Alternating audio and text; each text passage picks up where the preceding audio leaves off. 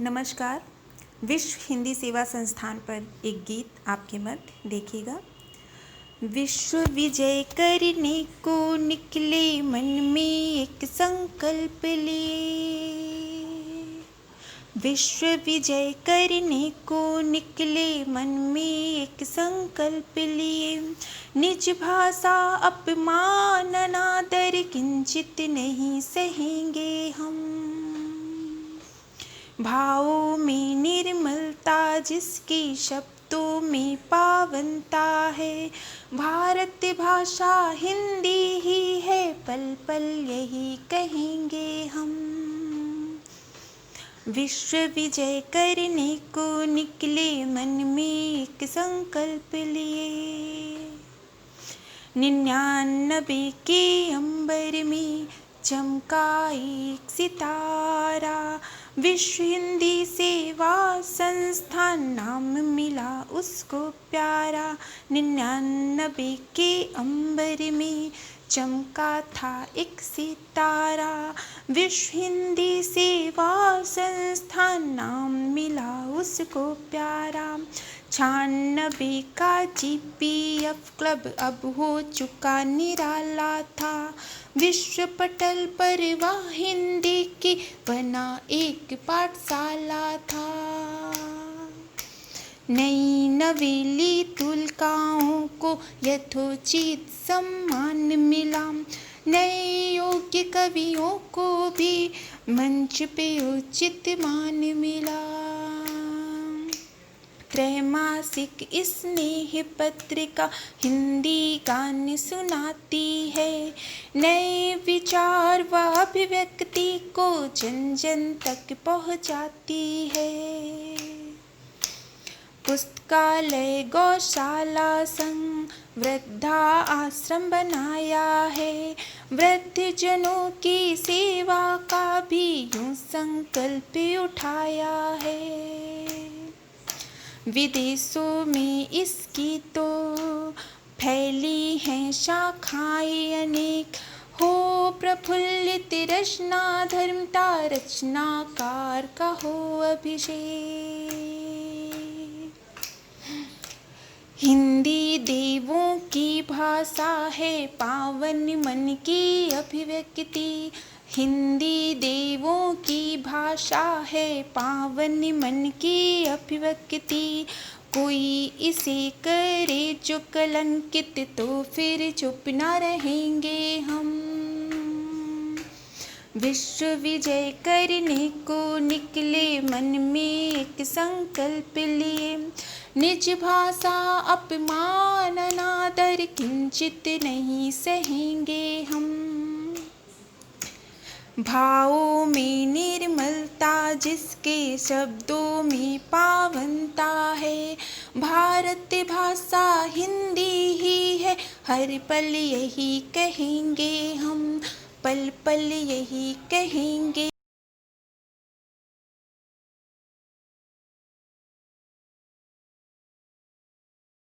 नमस्कार, मेरा नाम अंजू अग्रवाल लखनवी है। स्वरचित जो कविता मैं सुनाने जा रही हूँ उसका शीर्षक है धरा का ऋण। मित्रों, एक सुनाती किस्सा जो कुछ वर्षों पूर्व घटा था। बस थोड़ा ही ध्यान मेरा तब जीवन द्वंद्व से जरा बंटा था। बस आमों को खाते खाते बेटी मेरी पूछ पड़ी थी। बस आमों को खाते खाते बेटी मेरी पूछ पड़ी थी। आज अगर उस क्षण को मापूं, जीवन की सर्वश्रेष्ठ घड़ी थी। माँ, क्या सच्ची गुठली आम बनेगी? माँ, क्या सच्ची गुठली आम बनेगी? बस क्या था, फिर खेल खेल में हमने वो गुठली बो डाली। थोड़ा डाला पानी उसमें और फिर थोड़ी खाद भी डाली। बारिश की बस एक झड़ी ने उसको जीवन दान दिया था। उस गुठली ने आंखें खोली, मेघों को फिर नमन किया था। मेरी गुड़िया चहक उठी थी, मेरी गुड़िया चहक उठी थी। मेरी बगिया महक उठी थी। रोम रोम मेरा कृतज्ञ था, धरती का पाकर उपहार। मौसम बदला, ऋतुएं बदली, आया आमों का त्योहार। आमों का मौसम आया है, आमों का मौसम आया है, आमों से घर पटा पड़ा है। इधर आम है, उधर आम है, उफ, ये कितने किधर आम हैं। इसको बांटूं, उसको बांटूं, कितने तोड़ूं, कितने काटूं। बेटी चहकी, सेल्फी खींची, पेड़ पे बैठते, आम बीनते, टोकरी संग खाते खाते न जाने कितनी सेल्फी खींची। उफ, वो कैसी सुखद घड़ी थी, प्रकृति बाह फैलाए खड़ी थी। आखिर में हमने ये जाना, आखिर में हमने ये जाना, ये धरती कितना देती है। धरती माँ कितना देती है। एक बीज और सोच जरा सी, एक बीज और सोच जरा सी, ये दामन भर भर देती है। पेड़ लगाओ, पेड़ लगाओ, पेड़ लगाओ, पेड़ लगाओ, बदले में बस ये कहती है। मैंने तो संकल्प कर लिया, मैंने तो संकल्प कर लिया, हर वर्ष कुछ पेड़ लगाकर बच्चों सा उनको पालूंगी। संभवतः इस तरह धरा का थोड़ा ऋण मैं चुका सकूंगी, थोड़ा ऋण मैं चुका सकूंगी। बहुत बहुत धन्यवाद, आभार। नमस्ते, मैं इंदु बारट लंदन से। सर्वप्रथम मैं विश्व हिंदी साहित्य सेवा मंच का बहुत बहुत धन्यवाद करती हूँ जो मुझे ये अवसर प्रदान कर रहे हैं। आज की जो मेरी कविता है उसका शीर्षक है याद आता है मुझे। याद आता है मुझे, याद आता है मुझे, वो गली मोहल्ला, वो मेरा गांव, वहाँ की सुबह का सूरज, वो शाम की छाँव। याद दिलाती है वो बड़े से बरगद के पेड़ की छाँव, जहाँ तपती धूप पर भी चलकर ठंडे हो जाते थे मेरे पाँव। याद आता है मुझे वो गली, वो मोहल्ला, वो मेरा गांव, जहाँ मैंने जीवन से ही सीखी केवल और केवल सादगी। वहाँ न कोई द्वेष, ईर्ष्या और नाराजगी। बैठी हूँ अब इस परदेस, बैठी हूँ अब इस परदेस, देखती हूँ अलग अलग रंग और अलग अलग भेष। मन करता है पंख लगा चली जाऊं गांव में, पर अजीब विडंबना है, मन भी तो मस्तिष्क की ही सुनता है। सोचती हूँ क्या अभी भी बचे हैं वहाँ वो रिश्ते, वो नाते, वो प्रेम के भाव, या बदल गया होगा वो मेरी गली मोहल्ला, वो मेरा गांव, वहाँ की सुबह का सूरज, वो शाम की छाँव। बहुत याद आता है मुझे वो गली मोहल्ला, वो मेरा गांव। धन्यवाद। नमस्ते,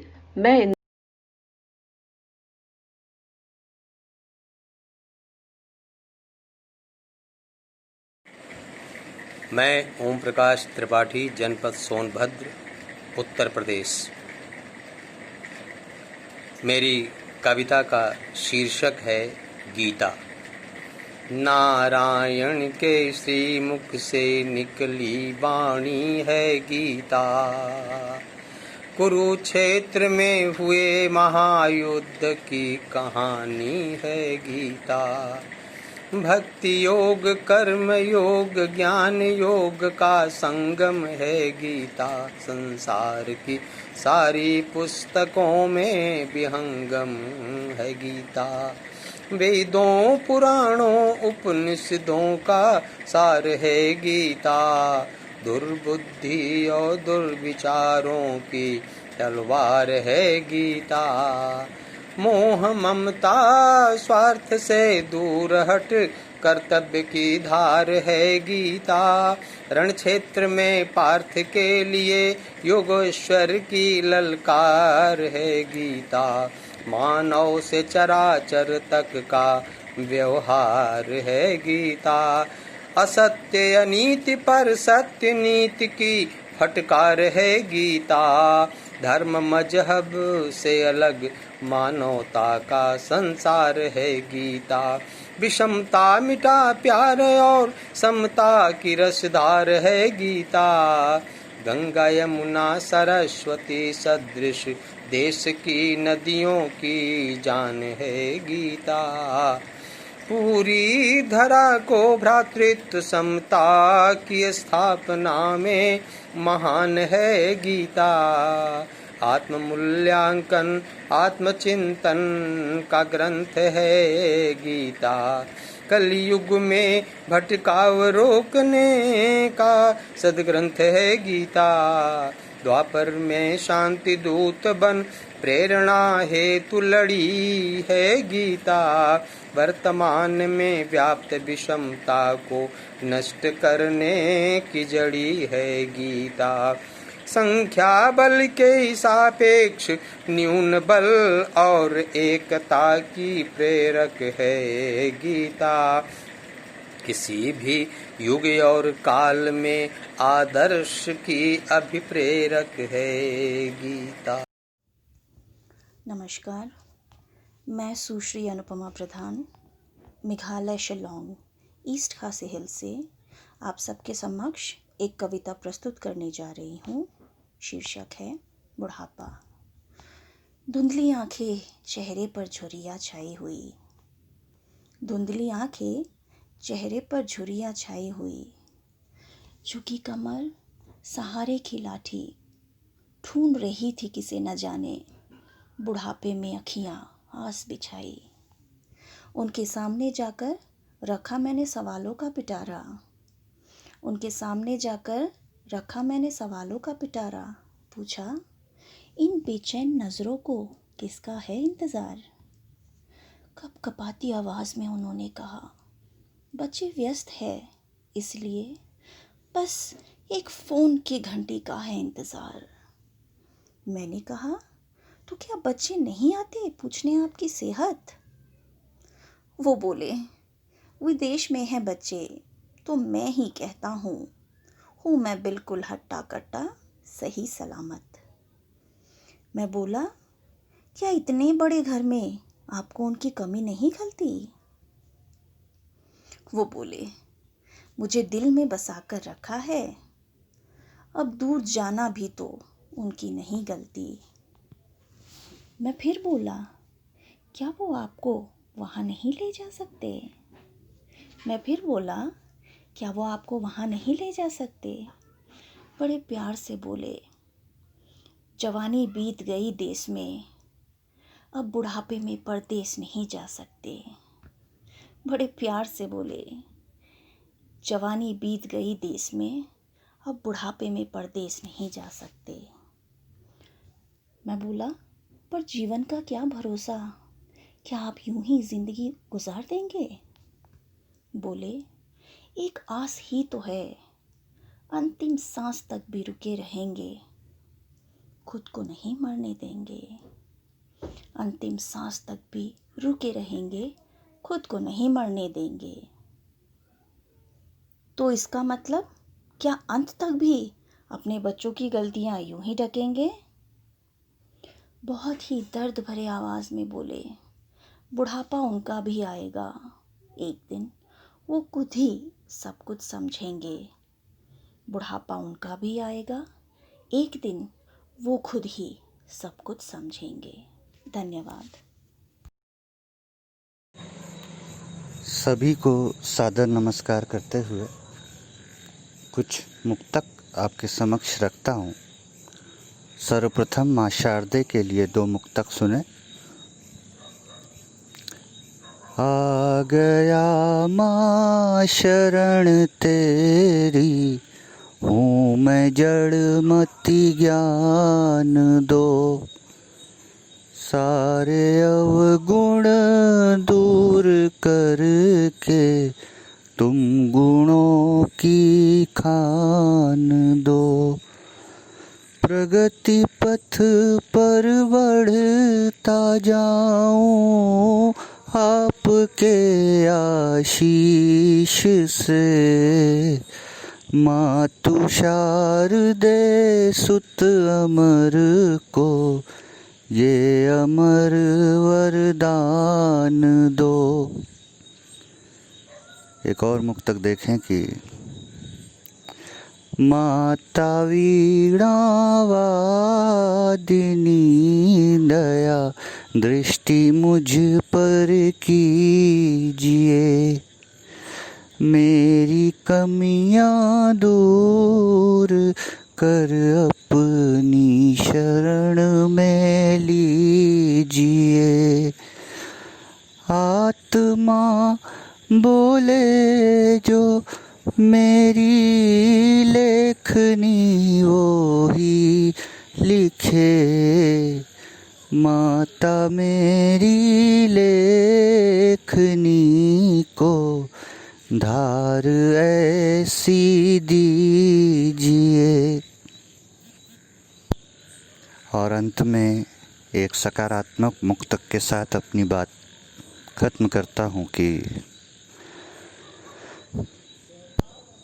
जीवन कभी कठिन भी होगा, हुई रात तो दिन भी होगा, उम्मीद और हिम्मत रखना, उम्मीद और मोहब्बत अगर इतनी ही आसान होती, मेरी जान तू मेरी जान होती। नमस्कार, मेरा नाम ओमवीर करण है। मैं दुर्ग भिलाई छत्तीसगढ़ से हूँ। मेरी रचना का शीर्षक है सच बेनकाब रहता है। कष्टों में ही सुखों का हिसाब रहता है, कांटों में देखिए गुलाब रहता है। इस तरफ हकीकतों का आना सख्त मना है, इस तरफ दुनियादारी से बेखबर ख्वाब रहता है। तेरे जिस्म को देखते ही झुक जाती है मेरी नजरें खुद ब खुद, तेरे जिस्म को देखते ही झुक जाती है मेरी नजरें खुद ब खुद। इन्हें मालूम है सादगी में लिपटा तेरा स्वभाव रहता है, कष्टों में ही सुखों का हिसाब रहता है, कांटों में देखिए गुलाब रहता है। अंधेरे ये कहकर डराते हैं उम्मीदों को, उस तरफ न जाना। अंधेरे ये कहकर डराते हैं उम्मीदों को, उस तरफ न जाना। मिटा देता है हमें वहां आफताब रहता है। जिस्म नंगा तो कर लिया फकीरों ने यहाँ, पर इन्हें क्या मालूम। जिस्म नंगा तो कर लिया फकीरों ने यहाँ, पर इन्हें क्या मालूम। खुदा तब तक नहीं मिलता जब तक मैं का लिबास रहता है, खुदा तब तक नहीं मिलता जब तक मैं का लिबास रहता है। तू झूठ है तो तुझे जरूरत पड़ेगी नकाब की, तू झूठ है तो तुझे जरूरत पड़ेगी नकाब की। मैं तो सच हूं और सच हमेशा बेनकाब रहता है, कष्टों में ही सुखों का हिसाब रहता है, कांटों में देखिए गुलाब रहता है। और ये मुक्तक जिंदगी का मौत का दोनों का खौफ बरकरार सा क्यों है, मौत इतनी मुश्किल से क्यों है, जीना इतना दुश्वार सा क्यों है। जिंदगी का मौत का दोनों का खौफ बरकरार सा क्यों है। मर जाता है कोई भी कहीं भी कैसे भी कभी भी, मैं लंबा जीऊंगा ये एतबार सा क्यों है। जिंदगी का मौत का दोनों का खौफ बरकरार सा क्यों है, मौत इतनी मुश्किल से क्यों है, जीना इतना दुश्वार सा क्यों है। और ये मेरी रचना जिसका शीर्षक है वफा खुद से भी नहीं मिलती। वो जब हंसते हैं उनकी आंखों में आंसू दिखाई देते हैं, उनकी हंसी के बीच मुझे दर्द सुनाई देते हैं। अफसोस उन्हें आज भी है मोहब्बत में की बेवफाई का, अफसोस उन्हें आज भी है मोहब्बत में की बेवफाई का। ये हंसी ये आंसू ये दर्द अब भी मेरी बेगुनाही देते हैं। सुना है देखना छोड़ दिया है आईना उन्होंने, ये सोचकर आईने भी उनकी आंखों की तरह मेरी परछाई देते हैं। अंजाम यही होता है मोहब्बत में की बेवफाई का। वफा खुद से भी नहीं मिलती जो औरों को बेवफाई देते हैं। वो जब हंसते हैं उनकी आंखों में आंसू दिखाई देते हैं। धन्यवाद। सम्मानित मंच को नमन, माँ शारदे को नमन। मैं डॉक्टर संगीता पाल कच्छ गुजरात से प्रस्तुत है गांव को समर्पित एक छोटी सी रचना। मेरा गाँव बहुत याद आए मुझे, मेरा गाँव बहुत याद आए मुझे। नीम पीपल की छाँव याद आए मुझे, ना कोलाहल कोई, ना कोई शोर था, ना कोलाहल कोई, ना कोई शोर था। शांत वातावरण याद आए मुझे, शांत वातावरण याद आए मुझे। मेरा गाँव बहुत याद आए मुझे। गुनगुनाती भंवर, खिलखिलाती किरण, गुनगुनाती भंवर, खिलखिलाती किरण, लहलहाती फसल याद आए मुझे, लहलहाती फसल याद आए मुझे। घर की दहलीज पर जब हुआ हट कोई, घर की दहलीज पर जब हुआ हट कोई, गोरी घूंघट लिए याद आए मुझे। मेरा गाँव बहुत याद आए मुझे। मिट्टी का था मकान, चूल्हे में था धुआं, मिट्टी का था मकान, चूल्हे में था धुआं। माँ का रोटी बनाना याद आए मुझे, माँ का रोटी बनाना याद आए मुझे।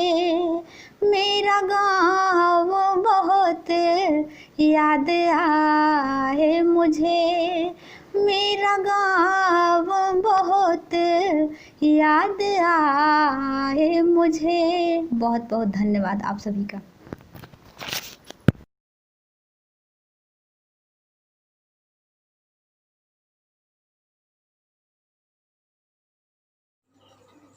नमस्कार।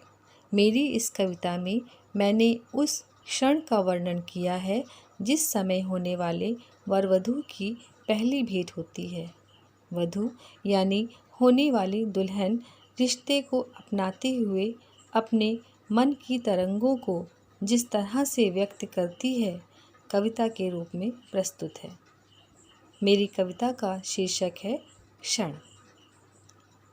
नामालूम वक्त की नज़र कैसे हम पर थम गई, नामालूम वक्त की नज़र कैसे हम पर थम गई।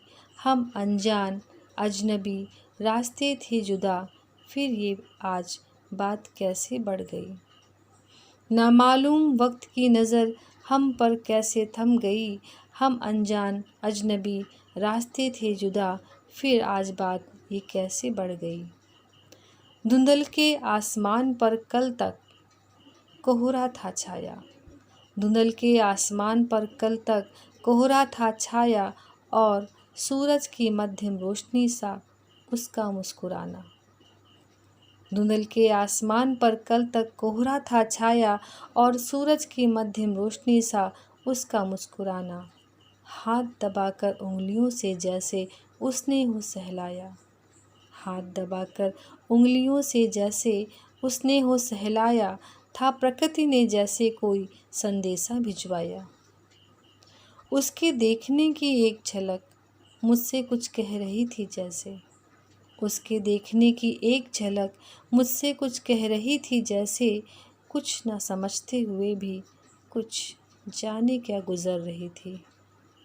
उसके देखने की एक झलक मुझसे कुछ कह रही थी जैसे, कुछ न समझते हुए भी कुछ जाने क्या गुजर रही थी। नियति की ही बात है कि इन क्षणों को दिल में समेटकर, नियति की ही बात है कि इन क्षणों को दिल में समेटकर कल्पनाओं के रंग से भरे ख्वाबों की तस्वीर बनाती, कल्पनाओं के रंग से भरे ख्वाबों की तस्वीर बनाती।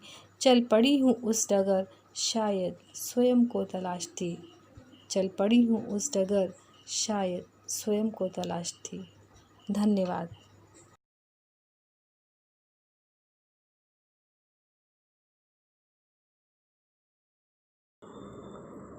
समस्त श्रोताओं को सादर नमस्कार। मैं सतीश कुमार मिश्र सत, निवासी पीडीए कॉलोनी, नैनी, प्रयागराज, उत्तर प्रदेश।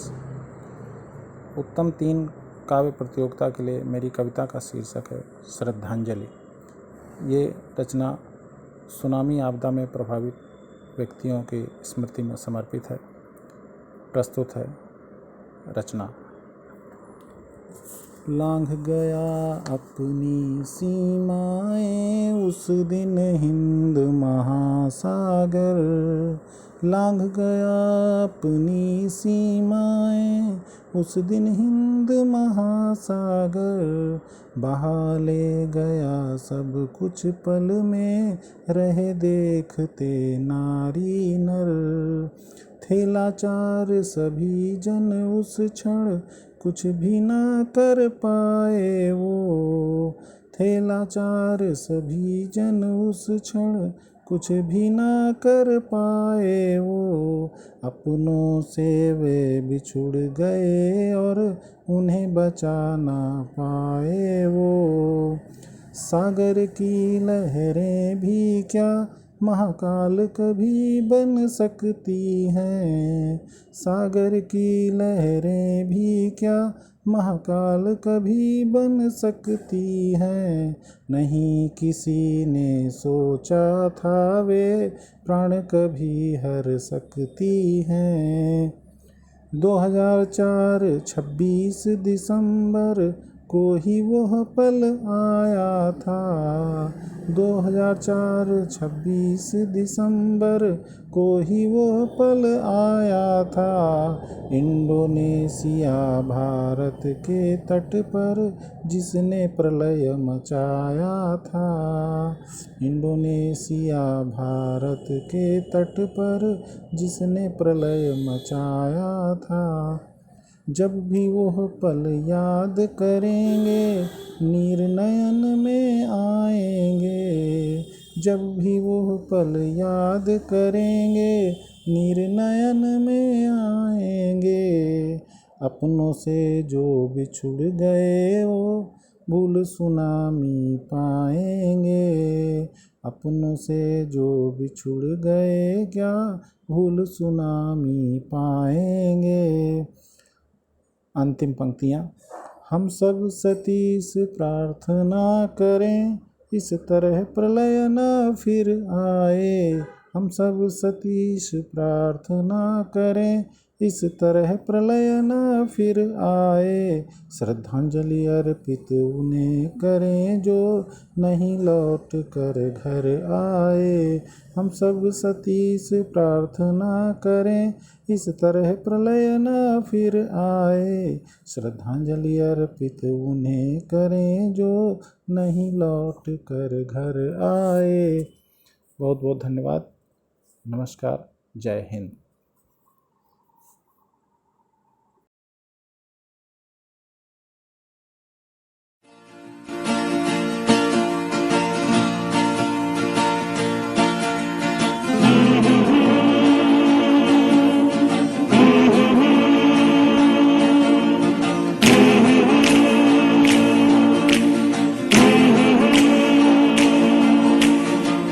गया ये जहां, सो गया आसमां, सो गया ये जहां, सो गया आसमां, सो गई है सारी मंजिलें, वो सारी मंजिलें, सो गया है रास्ता, सो गया ये जहां, सो गया आसमां, सो गई है सारी मंजिलें, वो सारी मंजिलें, सो गया है रास्ता, सो गया ये जहां, सो गया आसमां।